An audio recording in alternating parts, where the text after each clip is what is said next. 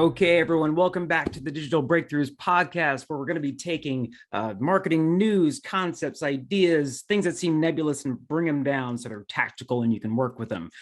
Today, this is actually, as we relaunch this podcast, this is a conversation I really wanted to have because social media is near and dear to my heart. It's one of the reasons I like marketing. And I'm very excited to be letting you all meet someone who, if you haven't worked with national positions before, by the way, powered by National Positions, this podcast, you're going to meet a rock star here at National Positions who is Phoenix Ha. She's come up a crazy 12 months. She's not only finishing her MBA, but she was a speaker at AdWorld. Is it in 2021? Was that correct, Phoenix? Correct. Yes. And then this year she was at Affiliate World in Dubai, and I believe she's going to be speaking again at AdWorld in some way, shape, or form this year. So everyone, welcome Phoenix Ha. So Phoenix, can you let everyone know who you are and what you do here at NP? Yeah. Hi. I'm so happy to be here, and podcasts are my jam. So thank you for inviting me. So I'm Phoenix, as Matt mentioned, and I am the director of all social here. So originally it was paid social, and just like Matt, I have a heartbeat for organic social as well. So we developed and really tweaked that department here and seen some significant growth as well. But yeah, I'm here to chat with you all things social and what we see in the future. And yeah, happy to be here. Phoenix is being very modest. She's basically revamped our entire social program here at NP and made it run like a dream. So we're so excited that she's stuck with us through thick and thin, and especially at the same time finishing her MBA. So today's subject, and we're probably going to make this a two-part. We'll see how long we go in this podcast, but at a very high level, it's biggest Facebook ad mistakes in 2022. This isn't pointing fingers at anyone saying you are making these mistakes, but these are some of the most common things that we're seeing when it comes to Facebook specifically, ads in 2022. So since we are going to tackle quickly an elephant that's been in the room, because we've heard, everyone knows about the Apple iOS update. I'm sure Phoenix is going to break it down for us. But one thing that we are hearing, and you're seeing in articles in a lot of places, is because it seems like because the game has changed, all of a sudden everyone wants to run. It's like if a stock starts to tank, they go, it's crazy, everything's burning, sell it, get out. And that's probably one of the worst things you can do. One thing we have to do in marketing is adapt. So let's kind of start with that, and then we're going to dig a little deeper. So Phoenix, sorry, PHF. Phoenix, can you kind of shed a little light very quickly on what happened with that whole Apple iOS update last year? Yeah, absolutely. I mean, I definitely want to touch on one thing really quick that you said that it really stands out to me. Please. And that is adapting, right? So nothing easy is worthwhile. So if you want to jump ship, good luck. The more you jump ship, the more the people that stay have more ad inventory. So there's the concept of ad inventory, and there's only a specific amount of ads that are able to be on the internet, and how many people are going to see and who's going to take up that ad inventory, right? So if that is the case, then if you're leaving, then you're giving everybody else a bigger chance. So do you want to do that, or do you want to be the ones that stay? So I'm going to start with that. Now, Sure. In terms of the iOS update, it had a rollout of 3. And I think the biggest impact that had happened was in, I believe, June or July of 2021. And that is data security up the ante in terms of Apple devices. So if you have an Apple device, you probably had a pop-up that said, do you want to be tracked, or some type of verbiage behind that. And of course, to the natural human, you go, absolutely not, do not track me. But really what that just means is, do you want ads that are tailored to you? You're going to be served ads regardless. Yeah. Now you're going to be served ads that probably have nothing to do with your interests. Now, what did that mean for advertisers and for e-commerce and lead gen businesses? That meant that all of our targeting is probably going to be a little bit more dulled, because we don't have the ability to really know as much information as we had before. And it was invasive to a certain degree, but like, for example, if I'm interested in skateboarding, I've always been liking skateboarding photos, pictures, whatever it may be. Maybe I'd be interested in skate apparel or something streetwear apparel centric. Now, if I opted out of tracking, it's going to be a lot harder for me to see those types of ads. Now I might be seeing plumber ads. So what does that mean for advertisers in the space? That means you either jump ship, which a lot of people have done because they're like, oh my gosh, I can't do this anymore. Yeah. Or it means get better and adapt. The second component of what it did and hit us with is attribution. And the idea of attribution is who is getting credit for what sale. And because there's a break in tracking and because of data security and laws, we're not able to have that direct connection to know that a Facebook ad is attributed to that sale within the same window of time. So I'm just trying to simplify it as best as possible. But in layman's terms, that just means Facebook used to give me a 5 return on my ad spend, and now it's giving me a 2. I must be dying and I can't invest my money here anymore. And that isn't truly the case. And I'll go into that a little bit more in depth later, but hopefully that was a synopsis worthy of listening to. Yeah, no, and I think that this is because maybe there's someone listening to this who isn't steeped in the marketing side. And I feel like this whole, and I'm supportive of it, obviously, but none of us want our data to be out there for anyone to use. But I think that, especially when I think Zuckerberg was on trial with the feds, it really painted what was going on in a negative light, in the sense of they were like, oh, can you target me in this place and this? And no, like you can't target Matt specifically. You can't do that kind of thing. And I think when people saw, I have an Android device. If you have an Apple device, good on you. But, so me, like I was looking at Cutsman shirts. Those are something that I saw and I Google searched that. And then, within the hour, I was seeing Instagram feeds on, or Facebook feeds on that specific thing, which this is, I think, something that people need to understand as marketers. We're not trying to or those in the marketing ecosystem, the good ones, we're not trying to just spam everyone and, blast the message out to everyone. Like, I don't need a plumber. I live in an apartment. Why would I need that? So we are trying to be as specific as possible as to who's actually going to, whatever client we're working with, is this solution going to target the right people? And if we don't have any data to actually provide, that advertising, that branding, that messaging to the specific individuals that are looking for it, then the message just seems spammy, marketers get a bad name, and you as a brand owner could actually have a negative impact because now people are like, why are, they can go on Facebook and say, I don't want to see this ad. It's not relevant. I think you get the point. So the whole idea is we don't want to collect data, so to speak, so we can do anything nefarious. It's because there's specific people that need a product or service, and it's not going to be for everyone. So when you had this Apple iOS and you kind of get preempted to opt out, then you're just going to get nothing that's specific to you, and it's going to feel even more annoying and more invasive, I think, for a lot of people. Right. When all of this started rolling out, everyone was radio silent in the ad space, advertising space. That I think is how I got my foot in the door in speaking. And it wasn't because I was anything crazy special. I think I'm a very combative person. So for me, it's like, how do I resolve this now? Who's doing what? And I think the reason why I am the way that I am is because I have a passion for my clients' businesses. I want them to do well, so I need to find answers. I'm not just going to sit there and wait and hope that something different is going to arise or someone's going to find the solution. We need to find the solution. Sure. So I think it's really important for us to talk about the main mistakes, and we can create this into a series of the better things that we can do, or that's why you need specific resources in order for you to do well.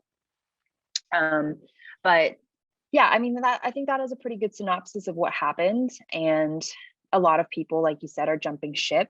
But I feel like when you decide to jump ship, what is your solution? It is just going back to Google and pumping all of your spend there. Well, that might be exhausted. And, Facebook did work for you, but maybe you didn't have correct data to begin with. That's going to be a sobering conversation for another podcast. Holy cannoli, wait a minute, all those inflated numbers maybe aren't exactly how much I really brought in revenue. And then you have to get back to square one. But again, we can go more in depth. Sure. We can start with the first thing that I'm seeing in the space of the mistakes, if you'd like. Yeah, let's do that. Let's just go, right to just some of the top, mistakes that you're seeing. I don't know if you want to I think we kind of laid out what happened and kind of the impact it's having. So maybe we can get into a little bit of like how, we are trying to adapt, but that may be another podcast. So let's go into the top mistakes that you're seeing. Okay, so the top mistake that I'm seeing is doing what you did in 2021 and thinking it's going to work in 2022. Okay, so I always talk about this all across the world, like you had said, right? And it resonates across all advertisers, all business owners, and somehow doesn't click. So hopefully this podcast just clicks for you. And I'm doing you a solid. So you always do us a solid, Phoenix. I'm trying, right? So if, let's just say, I eat really healthy in 2021. I work out. My health is in a great place. I'm running every day, X, Y, and Z, and I'm getting really great results. Okay. But in 2022, I have a thyroid issue or I have an underlying health condition and I'm doing the same things I did in 2021, but the results aren't the same. Are we going to hold me to the same standard as I was in 2021 when I didn't have a thyroid or diagnosed thyroid issue or didn't flare up? Probably not, because now you have another variable in play. Mm-hmm. The variable is iOS 14.5 and above. And I don't think we're understanding that. So you can't keep saying, I made so much money last year when there were incredible variables like stimulus checks out the wazoo. Everybody was shopping online and conditioned to shop online via 2020, but now everyone has income, because everyone's working from home or whatever it may be. And there were so many other things happening in the space. Also, there were a lot of shipping issues. So when there were shipping issues, they gave people better deals. It was kind of an interesting juxtaposition. And then there were so many more things happening at that time. And now we still have shipping issues.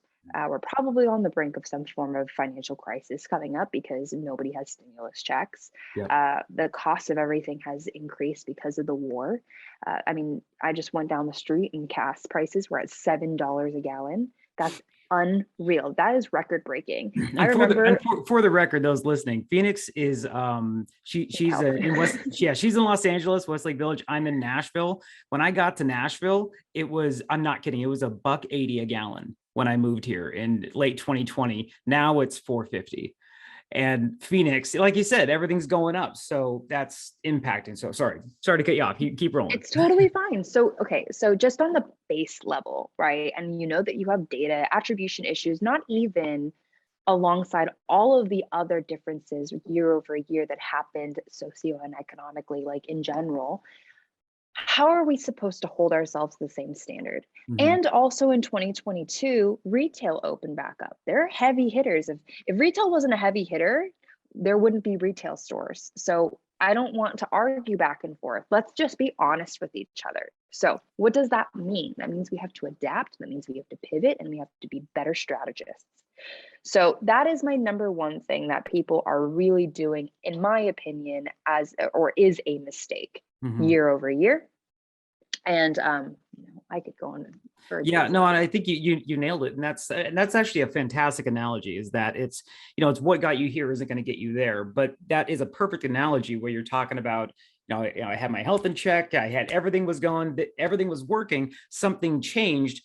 And I'll just say, if I'm kind of bringing it back home, people, let's say you didn't know about that thyroid issue, and now you're blaming it on your diet and workout. Like, well, this isn't working. Like, no, that's not the case. There's another factor that we're not taking into consideration, which is the iOS update, exactly what you're talking about. So what do we do?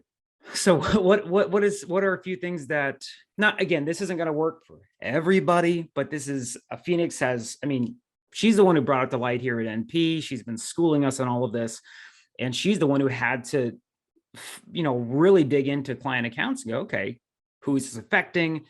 How can we pivot? How can we target? So can you delve into that a little bit?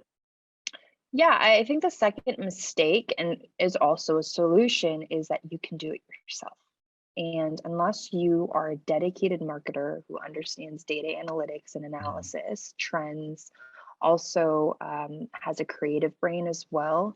So in paid social, you're expected to have 3 roles. And I just want to bring that up to everybody here as business owners and going to a strategist, whether that person is in-house or you're getting an agency. That person in paid social is expected to be a creative genius, is expected to be able to execute, to create, and conceptualize new ads that are going to be thumb stoppers that create new and just impactful messaging, okay? Mhm. And they're also copywriters, so that just falls into the creative realm. They're also expected to be insane data analysts that are able to take data and be able to scale to the nth degree from 0 to 1,000,000 in 6 months. Let's just be honest with each other. That's another expectation. So you've got the data side. And then you have the third side. We are expected to be the best customer service and I would say strategist and encourage or cheerleader for your account. So we're expected to sit there with you, show you the creative, show you the data, tell you the plan, and then also make you happy. And also make sure that we keep you at bay and make sure that you're okay and somewhat a therapist and go, look, maybe we didn't have the greatest week last week, but next week's going to be better. So if you have that mindset, I think it's really unrealistic to think that you can be all those things as well as a business owner. And I don't think that that's fair to you. And I don't feel like that is utilizing your valuable time in the most effective way. So that's why getting a team is super important.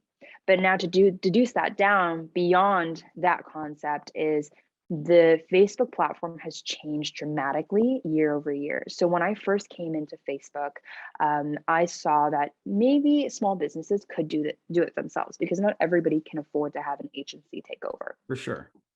But from an actual execution standpoint, things have changed so much that it's not user friendly unless you've been in the space for some time. So back in the day, before iOS and all of this within, I would say 2021, is you could create a campaign, kind of understand how to install a pixel onto your coding. It was pretty user friendly, and you would just see, you could create a very loose funnel. So if you go on YouTube, you could learn what a funnel is. You could learn how to, maybe create ads that do well, and then it would do fairly well. And then you're excited and you see it go, and it could have a general play, and you can set it and forget it. That's Yeah, a saying they we have. kind of, even from the early days, they kind of wanted to make that interface, like they looked at everything Google was doing, which was, you could do a lot with Google, but you had to really be able to dig in and know what you were looking for and know what you were doing. So they kind of tried to make it exactly what you're saying, Phoenix, like someone, John's Taylor's clothing down the street, if they wanted to go and do a local campaign, it was almost like a wizard. They could just kind of walk through, like, do this, click this, click this. But now that's changed. It's changed. So now let me just walk you through the process of setup.